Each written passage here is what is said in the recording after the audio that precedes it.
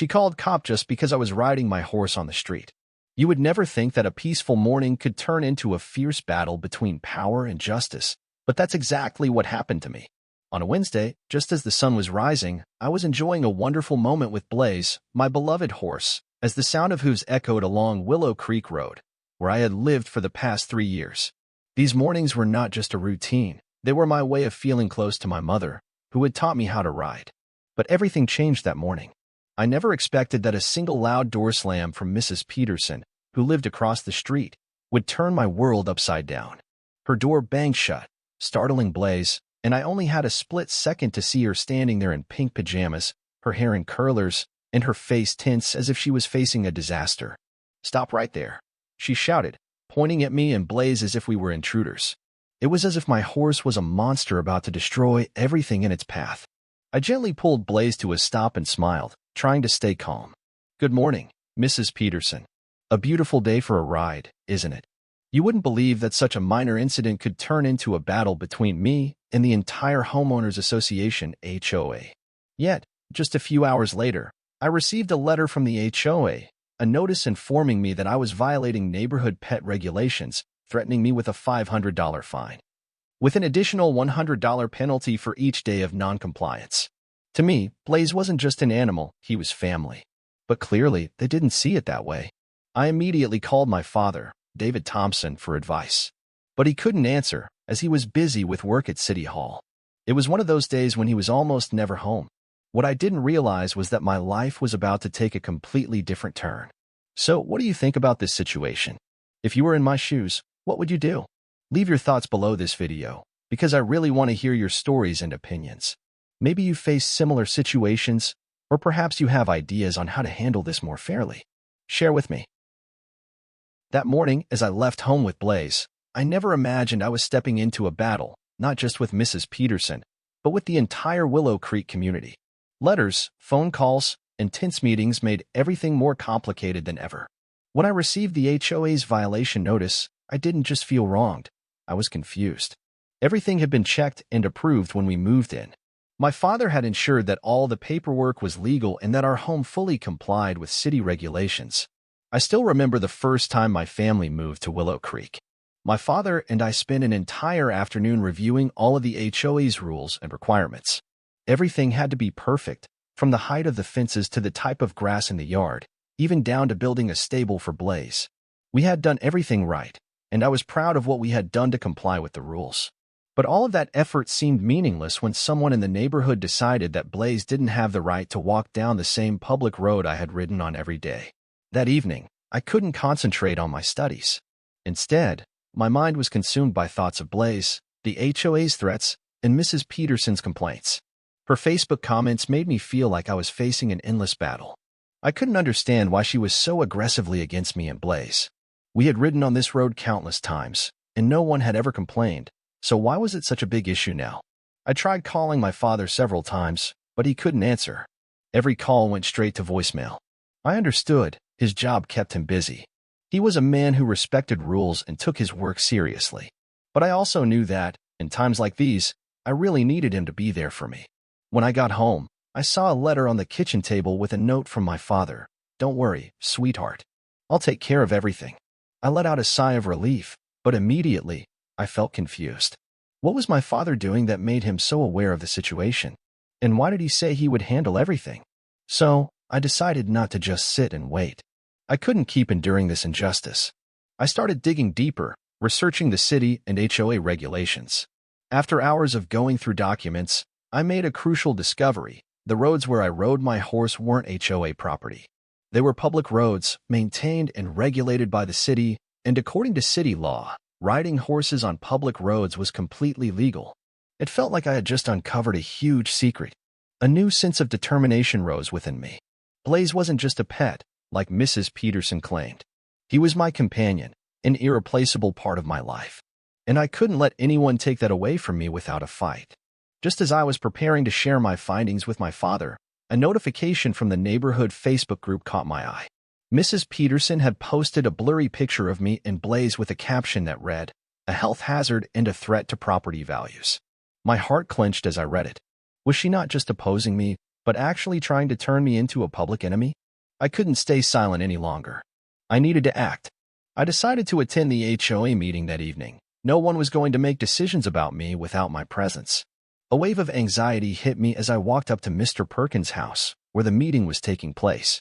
I knew I would be facing a crowd, people who might not side with me.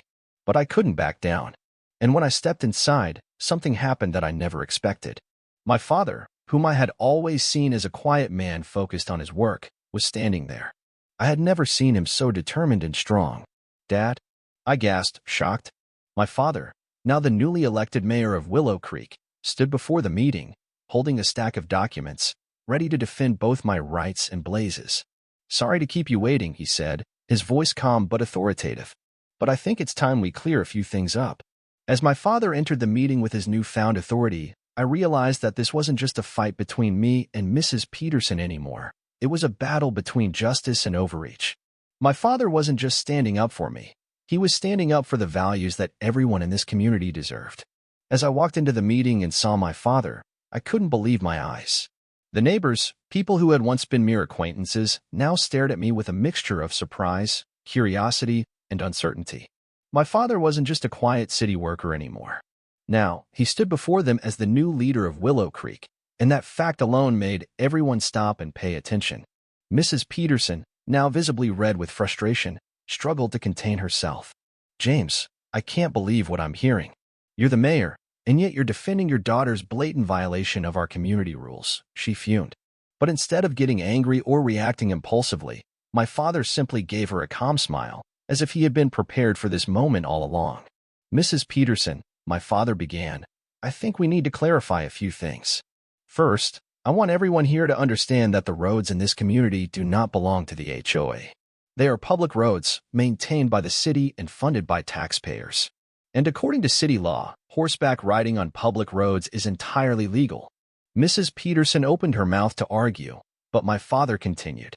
"In fact, I have worked closely with city attorneys to verify the regulations regarding horseback riding, and I have all the necessary documents to prove that the HOA has no jurisdiction over these roads." The room fell silent as he pulled out a thick stack of paperwork and placed it on the table. "We need to look at the facts," he said, pointing to the documents. "I requested a boundary survey to determine the extent of HOA authority versus city control, and I think the results will make a lot of people reconsider their stance." The documents my father presented weren't just proof of public road ownership. They also painted a historical picture of the area, an area that had once been home to horse farms and agriculture, where residents had lived in harmony with nature and animals. He went on to explain that these roads weren't just for traffic, they carried the history of the land, a history that shouldn't be erased just because some people wanted to impose unnecessary restrictions. Amidst the tense atmosphere, an elderly woman in the back stood up, adjusting her glasses. "James, I've lived here for 30 years, and I remember when horses used to walk this road every morning. Lily's horse is just part of the neighborhood." Each word she spoke chipped away at the authority Mrs. Peterson was trying to hold on to. More people began to stand up, realizing that she could no longer control this meeting. But Mrs. Peterson was not so easily defeated. She pointed at me and Blaze and shouted, "What about safety? What if this horse suddenly goes wild and endangers everyone? Who will take responsibility?" The tension in the room became heavier than ever.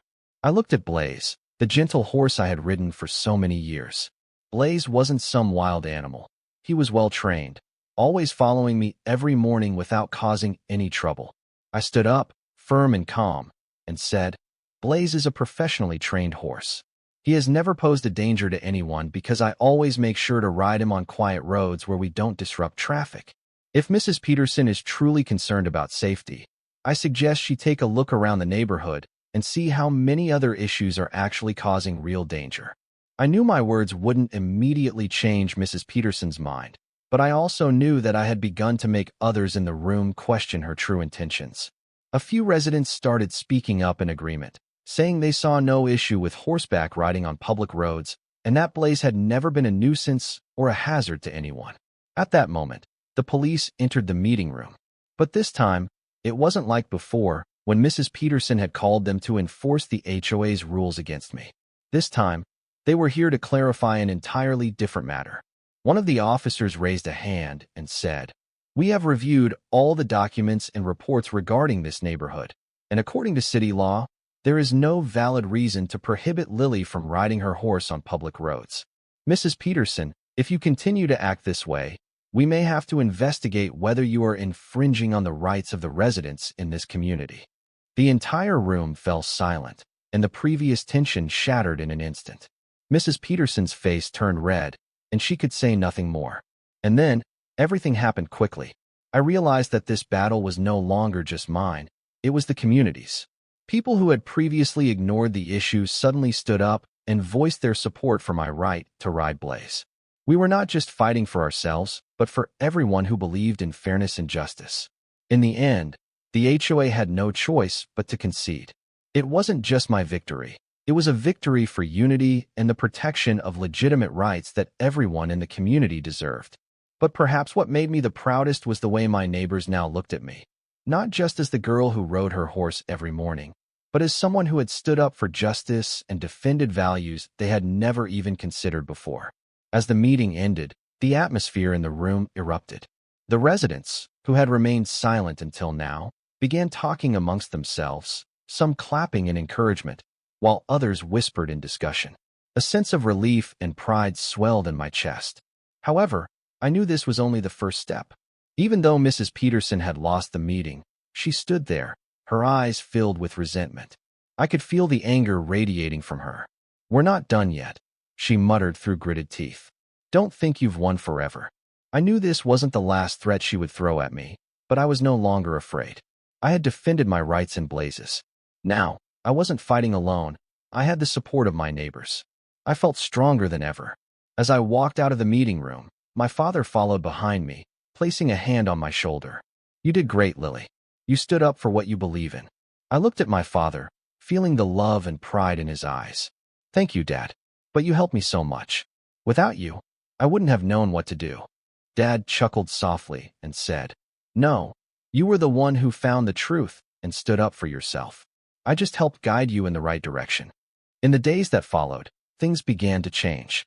Mrs. Peterson and her allies continued to attack me and my family through Facebook posts, but I no longer let their criticism affect me. My father introduced a plan for the neighborhood to amend and update HOA regulations, ensuring they would not infringe upon residents' rights, particularly concerning the use of public roads. The biggest surprise came when some residents who had previously sided with Mrs. Peterson began changing their views. They realized that excessive HOA enforcement only drove people apart rather than fostering true community spirit. Some, even those who had once criticized me, approached me to apologize, admitting they had been wrong for not standing up for common rights. A week after the meeting, my father organized a larger community gathering to explain the regulation changes and introduce the Willow Creek Heritage Trail project he had been working on.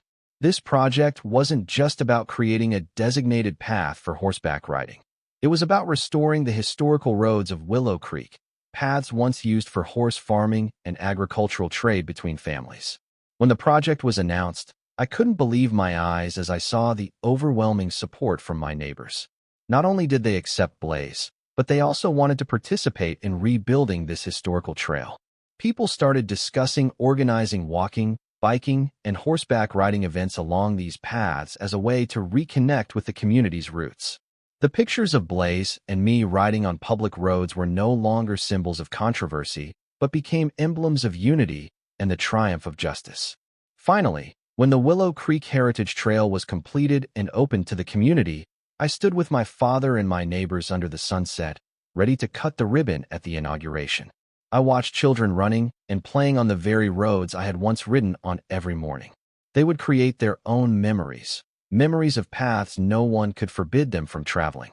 I felt immense pride, not just for winning this battle, but for helping the community recognize the value of unity and the protection of individual rights. As Mrs. Peterson watched me from a distance, I simply smiled. Because I knew we had won. Not because I had won a legal battle, but because I had helped make this neighborhood a place where people could live in peace and mutual respect. And perhaps the greatest lesson I learned from this fight is that sometimes it only takes one person to stand up for what's right, and everything can change. Even when you feel alone and powerless, if you believe in what you're fighting for, you will eventually find people who stand by your side. And in that moment, you will realize where true strength comes from. After the Willow Creek Heritage Trail project was completed, life seemed to return to peace. The community, once divided by conflict and tension, now stood together in unity. The roads where Blaze and I had once ridden every morning had become a symbol of change. People no longer saw us as a nuisance, but as a restored piece of history and a thriving part of the neighborhood. One evening, as the golden sunset cast long shadows over the green fields, I stood with my father on the newly inaugurated trail. That was the moment I realized it wasn't just me and Blaze who had overcome this challenge. The entire neighborhood had come together to make our community a better place. The residents who had once criticized me were now allies in preserving the values we all shared. Even Mrs. Peterson, the woman who had caused us so much trouble, slowly started to change. One morning, as Blaze and I rode past the newly opened trail, her little granddaughter, a gentle and curious child, approached me. "I love horses," she said, her eyes wide with excitement as she looked at Blaze. "Can I ride with you someday?" And, like a miracle, Mrs. Peterson looked at me differently. Her gaze no longer held the sharpness and resentment it once did.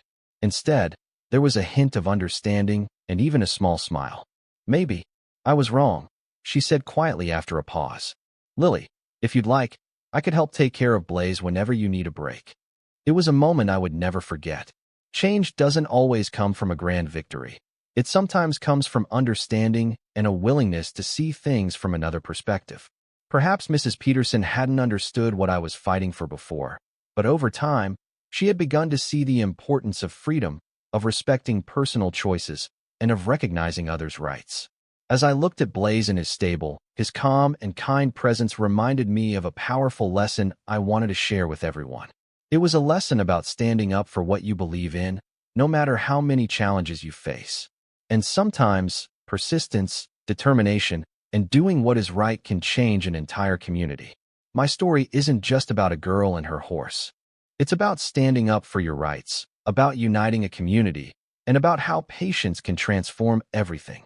We never know when we will face a major challenge, but what truly matters is that when we do, we stand firm and never give up. So what do you think about this battle? Have you ever faced a significant challenge in your life and found a way to overcome it? Share your story with me in the comments below.